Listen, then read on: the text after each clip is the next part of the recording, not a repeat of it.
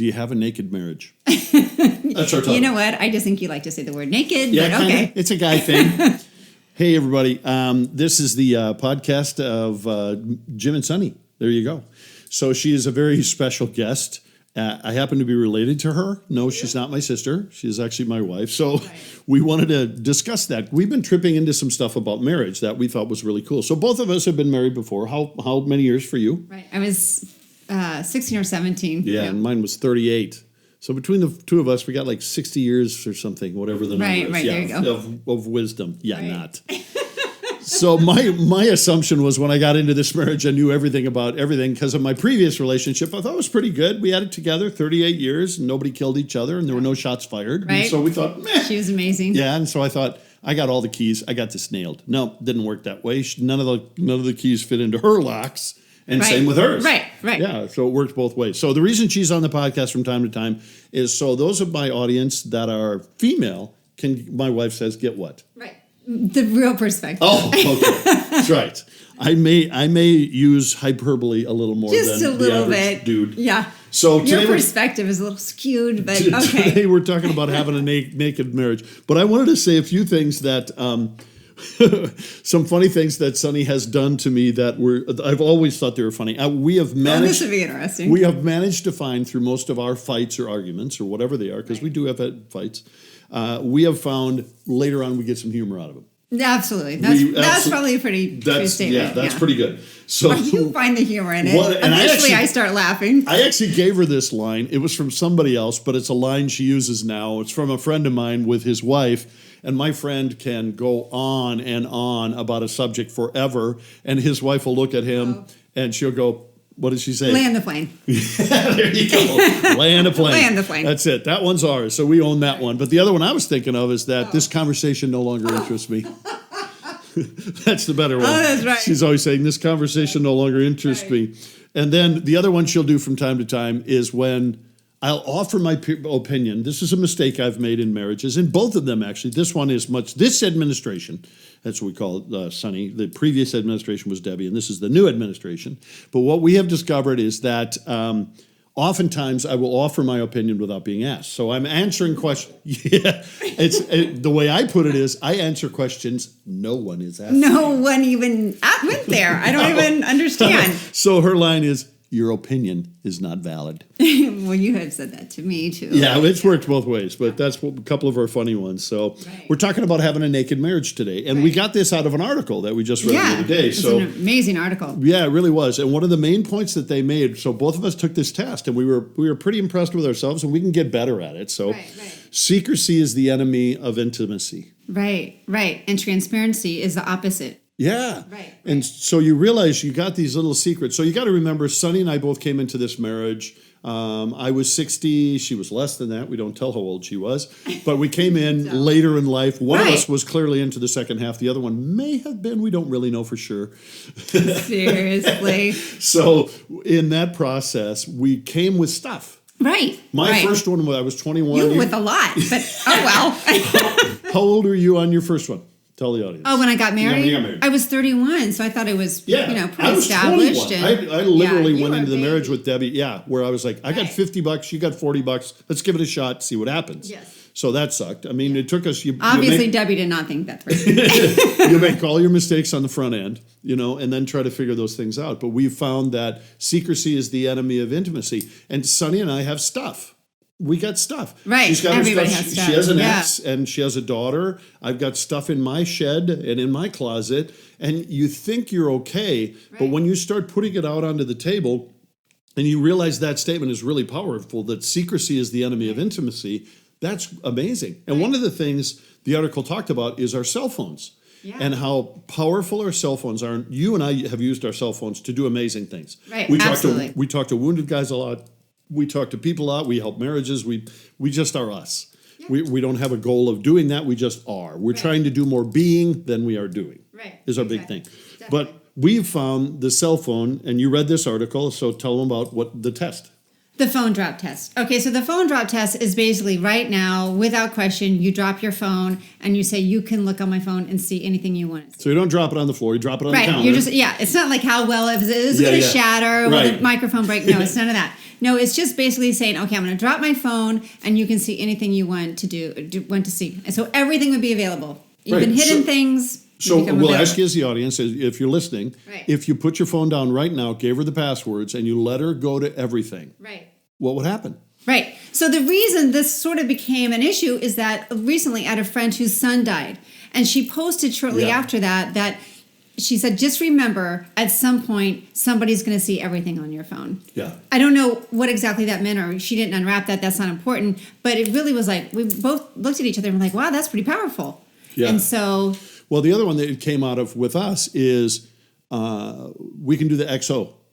Oh, okay. Yeah, so when we first were dating, and Jim, he texts tons of people. He knows, so many people. So if you're new to the podcast, I'm a musician. My late wife and I went to 43 countries. So I've met thousands of people all over the world. So, yeah. So he would text, men, women, everybody. And so, a few times I looked over and he would be like with women and say XOXO.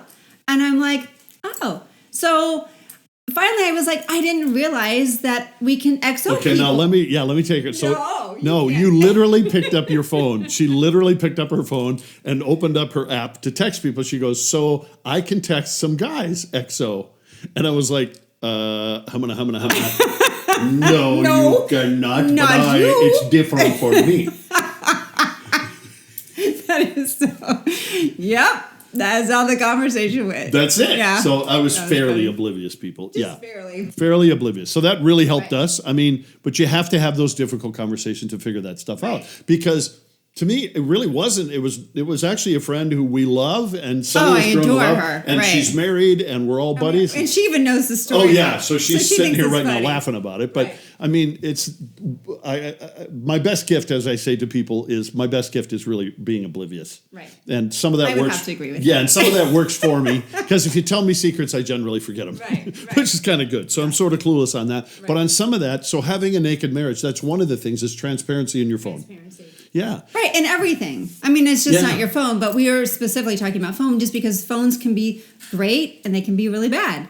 So what's the one thing, and this is the question we get down to with a lot of people, honey, what is the one thing that they have to do or you have to do as you're listening? What's the one thing you have to do to get to a naked marriage? There's one thing that's really hindering you from getting the marriage you've always wanted, being married to the perfect woman. So those of you that are not married, you got to practice transparency because you're building up a library. And somebody told us what the internet is. You read this in the same article where the person said, just remember, the internet is written in ink.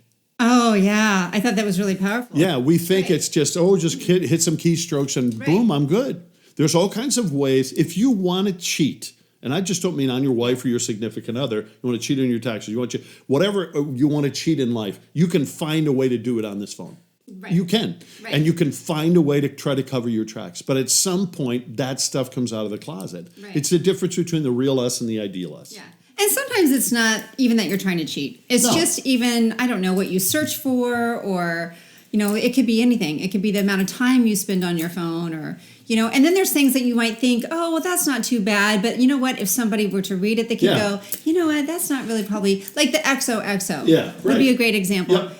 Very, innocent, I think, but it could turn into something else if you do it to the wrong person. Yeah, so this ended up in a conversation yesterday about Sonny before we were dating and me before we were dating. Right. And some of the just texting, we were saying to each other, if we handed that to whoever was our vault at the time or the person who tells us no and said, look at this thing, we would be kind of ashamed of it. Yeah. There wasn't anything that was unbelievably violating in those things, but you're just like, oh my gosh, how dumb am I? Right, naive. Yeah. Especially with the internet. I think it's something so powerful, but sometimes we don't really understand the power of it until we might get ourselves into a situation that we don't want ourselves in. Yeah, and then the other line we use as a family is, what is your sin going to cost me? Yeah, that's a great one. It's a great line. And you think of your kids saying that, but you know what? You really got to think, this is for singles now, but you're thinking, okay, whoever the new significant other that's coming into your life, and give them the speech like you did Sydney. Right. So I say to Sydney and her girlfriends, I'm like, okay, so if I were to tell you in 2 years you're going to meet your significant other, so nothing you do right now, it's not going to change the fact that you're going to meet them in 2 years. Right. It's not going to speed it up. It's not going to slow it down. Right. Okay, so in that 2 years, what would you do? So you know they're coming in 2 years. What would you do differently? What would you do to prepare yourself for that person? What decisions would you make that might be different? And so they actually use that now when they start making decisions. So, because I do think that if you know something's going to happen that's especially very positive, like meeting your significant other, okay, so maybe you wouldn't make some decisions, or you would make decisions different. Yeah. Or what is this behavior? Right. And you got to ask it from the other person's perspective. Right. You have to ask it from whoever your significant other. Hey, Jim, what is your behavior right now going to do to affect my relationship with you in the future? Right. Whoever that person is. And I wish I would have thought more of that. Right. It would have changed some of the things that I did that just create an inability to be naked. Right. There you And go. being naked in a relationship takes time. You don't get that overnight. Right. Well, and let's go back to something you said a minute ago, because I do think we have to unwrap that a little bit. And that's that you have to have someone who tells you no. Yeah. And sometimes that's not your significant other, especially at first. You might need a friend. I tell people the only time your significant other tells you no is in front of a judge. Well, there you go. Because they really want you That's happy. what For the most part, I want you happy. Right. And you might do some things that I'm not super proud of. But if they make you happy, if there's already erosion and we're already not naked, Right. we're going to have trouble. Yeah. Well I have to said. tell you no a lot. Yeah. I'm kind of oblivious, people. I've told you that. No, but I do think you need to have something that tells you no. Yep. So there you go. There's a statement for today. Do you have a naked marriage? Do the drop test. Right. Can you do the drop test with your wife? And you know what? Go home and do it. And so Sonny and I, we know each other's passwords and we've been in each other's phones, and not like we have to do accountability and that kind of stuff, but it's just nice to know that somebody is trying to protect you. Yeah, exactly. And you do have to have the other person, you have to protect me. Right. And I have to protect you. That's part of the job in being a naked marriage. Right. We're Love getting there, that. people. We're still wearing pants, but we're getting there. Right. Hey, thanks for listening, everybody. I really appreciate it. And as always, don't forget, stay vertical.